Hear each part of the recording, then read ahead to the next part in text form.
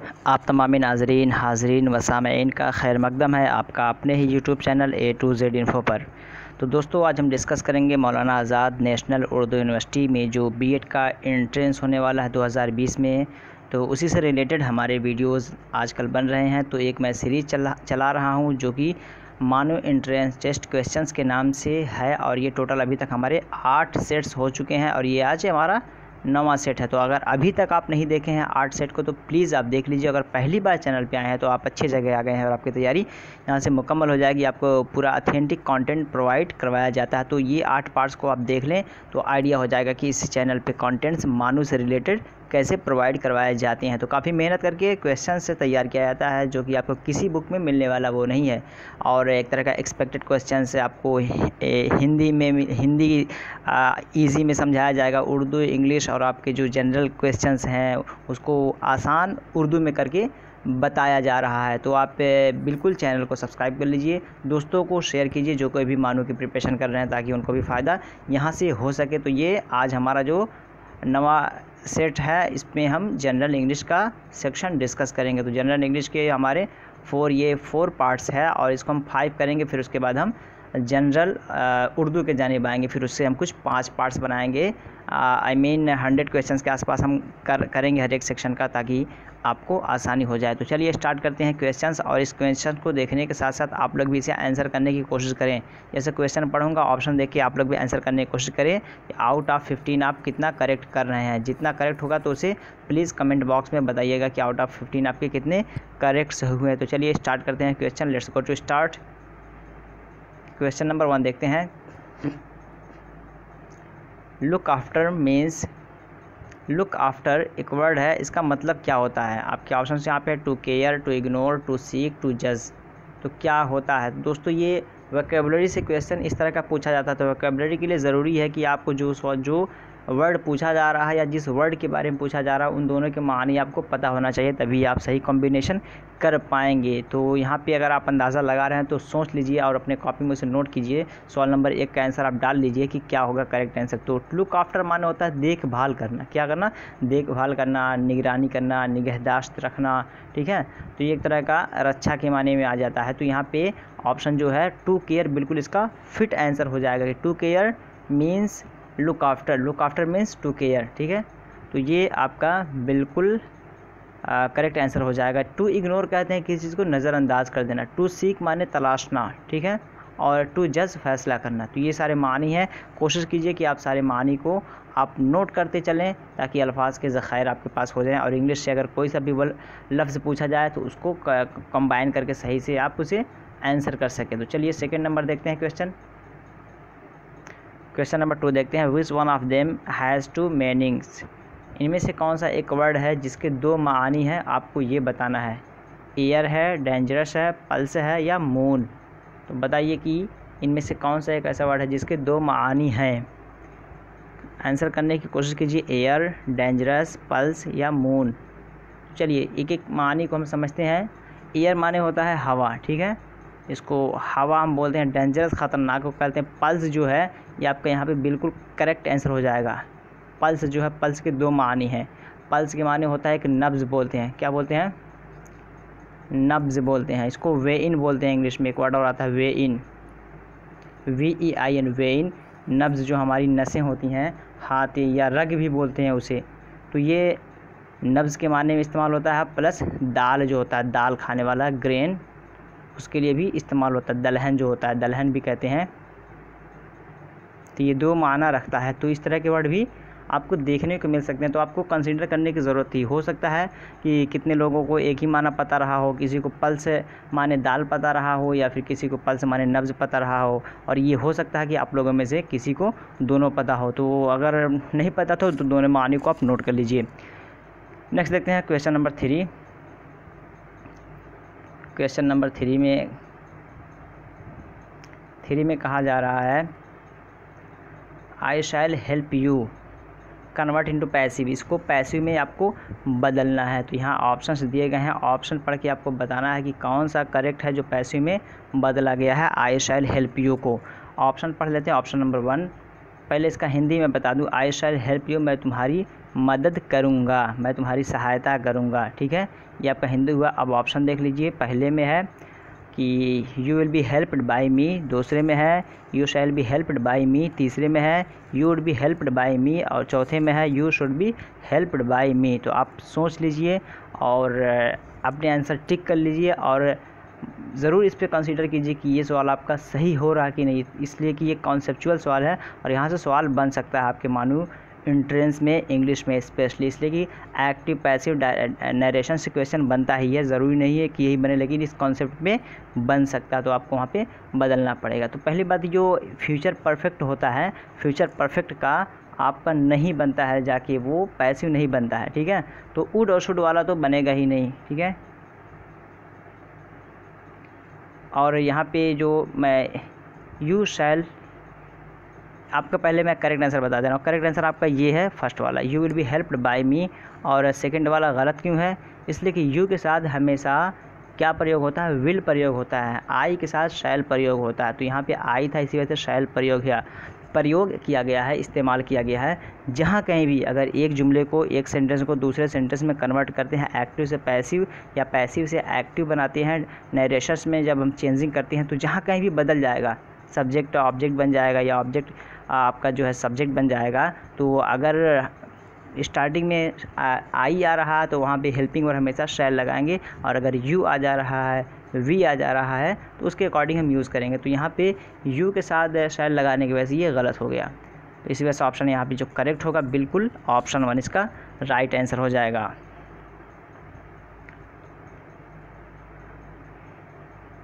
Question number 4 देखते हैं। विच one of them is opposite of the word defeat. एक word है डिफीट, इसका अपोजिट वर्ड क्या होगा? इसका मतलब विलोम शब्द क्या होगा? मुतजाद वर्ड के लफ्ज़ क्या होगा, ये बताना है। पहले तो डिफीट का माना आपको समझना पड़ेगा। लॉस है, विन है, इनकरेज है, एंग्जाइटी। पर चलिए, डिफीट के माने मतलब शिकस्त देना किसी को। ठीक है, किसी को हार देना, शिकस्त देना, हरा देना, उसे बोलते हैं डिफीट। लॉस क्या हो जाएगा? इसका जो है मुतरादिफ हो जाएगा, यानी सिनोनिम हो जाएगा, पर्यायवाची हो जाएगा। विन जो है बिल्कुल इसका करेक्ट आंसर हो जाएगा। डिफीट हराना, विन जीतना। ठीक है, तो डिफीट और विन जो है बिल्कुल ये करेक्ट आंसर हो जाएगा।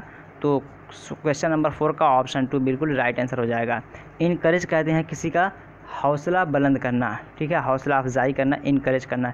एंग्जाइटी कहते हैं एकदम परेशान रहना, उतावला रहना, बेचैन रहना। तो ये मानी कुछ है, तो इन मानी को भी प्लीज़ आप नोट कर लीजिए, ताकि आगे काम करेंगे सारे वर्ड्स आपको। क्वेश्चन नंबर 5 देखते हैं। How many vowels are there. ये इंग्लिश में कितने वावेल्स होते हैं? पहले तो आपका अल्फ़ाबेट है, अल्फ़ाबेट को 2 पार्ट्स में बांट दिया गया है, एक आपका कॉन्सोनेंट है और एक वावेल है। तो वावेल के बारे में पूछा जा रहा है कि आपके इंग्लिश में वावेल्स कितने हैं टोटल? 1 2 3 4 में ऑप्शन देख सकते हैं आप। 5 है, 4 है, 3 है, 2 है, कितने हैं? तो बिल्कुल इसमें सोचने की ज़रूरत नहीं है। A E I O U। ठीक है, 1 2 3 4 5, तो ये आपके टोटल कितने हैं? 5 हैं। तो वावेल्स आपके कितने हो गए? 5। तो आपका ऑप्शन 5 किस में है? ऑप्शन 1, यानी ऑप्शन 1 इसका बिल्कुल करेक्ट हो जाएगा। और इसके अलावा जो आपके बचेंगे वो आपके कॉन्सोनेंट हो जाएंगे। ठीक है, तो ये ऑप्शन 1 यहाँ पे बिल्कुल करेक्ट हो जाएगा। क्वेश्चन नंबर 6 देखते हैं। क्वेश्चन नंबर 6 में कहा जा रहा है फिल इन द ब्लैंक्स, खाली जगह उसे फिल करना है। She give dash talk on her visit to Delhi. तो यहाँ पे डैश की जगह पे क्या आएगा? ए आएगा, एन आएगा, द आएगा या नन आएगा? ऑप्शंस यहाँ देख के आप आंसर करने की कोशिश करें, क्या होगा करेक्ट आंसर इसका? She give dash talk on her visit to Delhi. तो बिल्कुल यहाँ पे जो हो जाएगा आपका आर्टिकल यूज़ करना था, यहाँ पे आ लग जाएगा, क्योंकि इसका ट्रांसलेशन आप देखते हैं आ लगा के। She give a talk on her visit to Delhi, मतलब वो स्पीच दी वहाँ जाके, वो एक लेक्चर दी। ठीक है, वो एक लेक्चर डिलीवर की दिल्ली के विज़िट पर। ठीक है, तो ये आ लग जाएगा वहाँ पे, बिल्कुल करेक्ट आंसर हो जाएगा।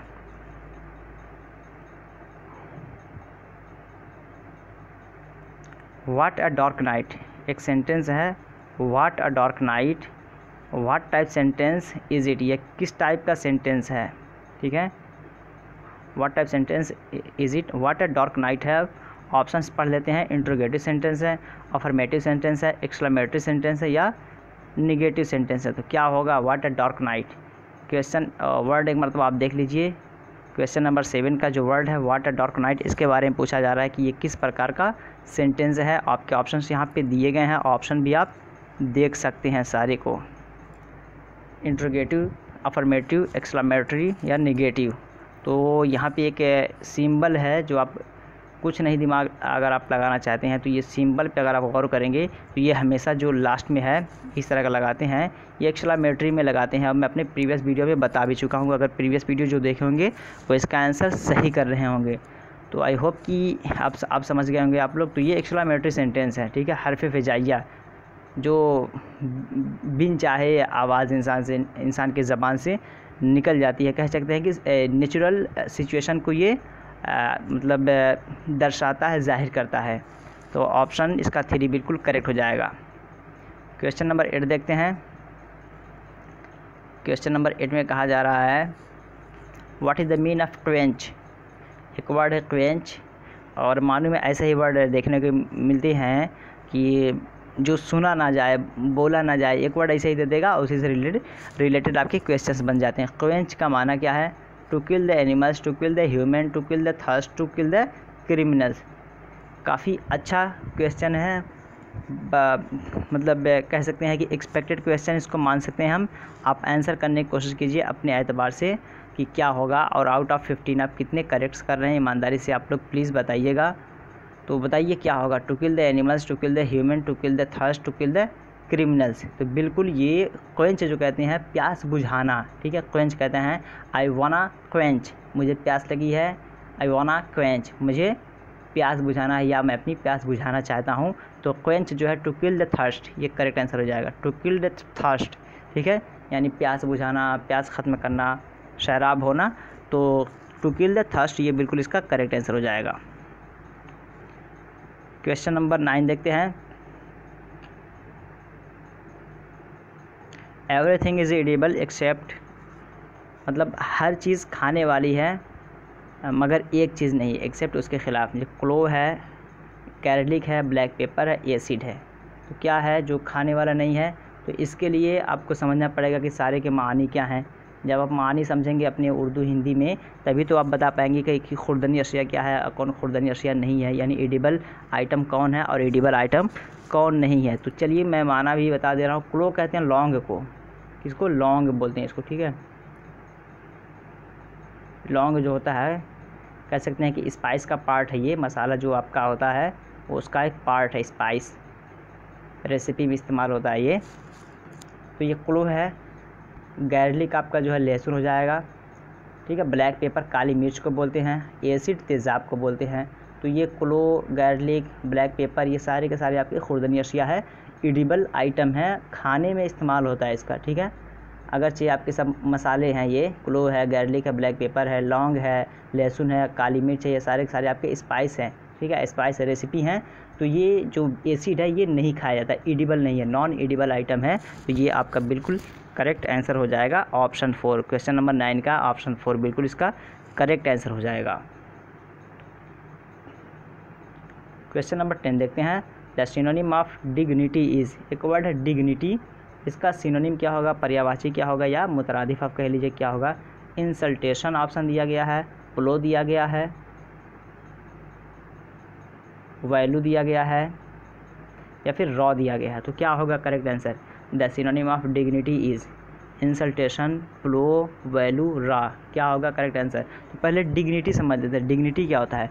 डिग्निटी कहती है एक तरह का वक़ार, इज़्ज़त, अहमियत, ठीक है, जिसकी मतलब कुछ अपना एक तरह रेपुटेशन हो, पब्लिसिटी हो, उसे बोलते हैं डिग्निटी, वक़ार, इज़्ज़त, वैल्यू। तो इंसल्टेशन क्या होता है, किसी को बेइज्जत करना या बेइज्जती। प्लो होता है, इसका तो ताल्लुक ही नहीं। प्लो कहते हैं खेत की जुताई कराना, ठीक है, या खेत की जुताई करना, प्लो। और यहाँ पे वैल्यू जो है इसका बिल्कुल करेक्ट आंसर हो जाएगा। सूटेबल या सिनोनिम्स मीनिंग इसका वैल्यू है। रॉ कहते हैं कच्चा को, ठीक है।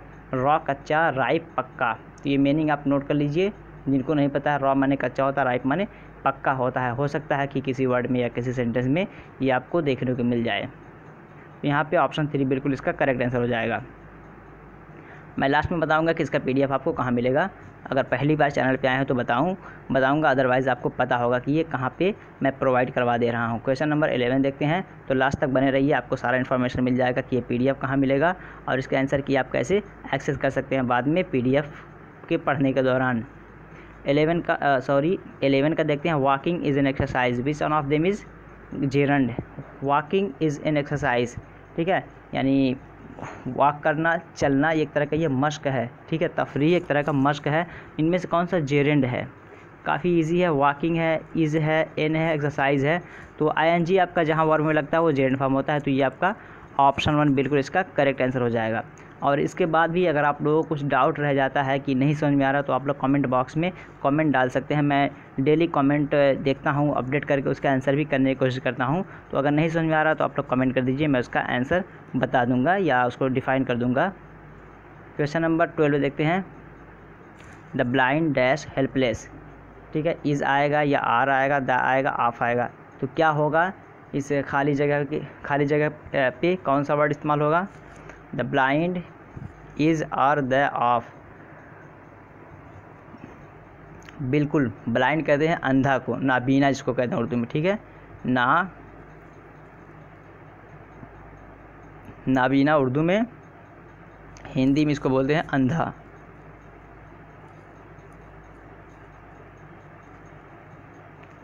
तो ये आपका हिंदी में अंधा हो जाएगा, नाबीना उर्दू में, ब्लाइंड जो है इंग्लिश में बोलते हैं।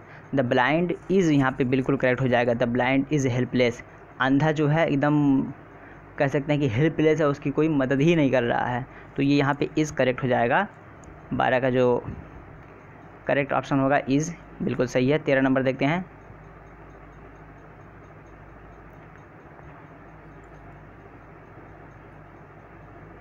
तेरह में कहा जा रहा है व्हाट फॉर्म इज़ बिटेन। बिटेन ये वर्ब का एक फॉर्म है। ये कौन सा फॉर्म है आपका? प्रेजेंट है, पास्ट पार्टिसिपल है, जिसको first form, second form, third form भी कहते हैं। तो बताइए कि क्या है? प्रेजेंट फॉर्म है, पास्ट फॉर्म है, या पास्ट पार्टिसिपल फॉर्म है? क्या है? देखिए, बीट, बाइट, बिटेन।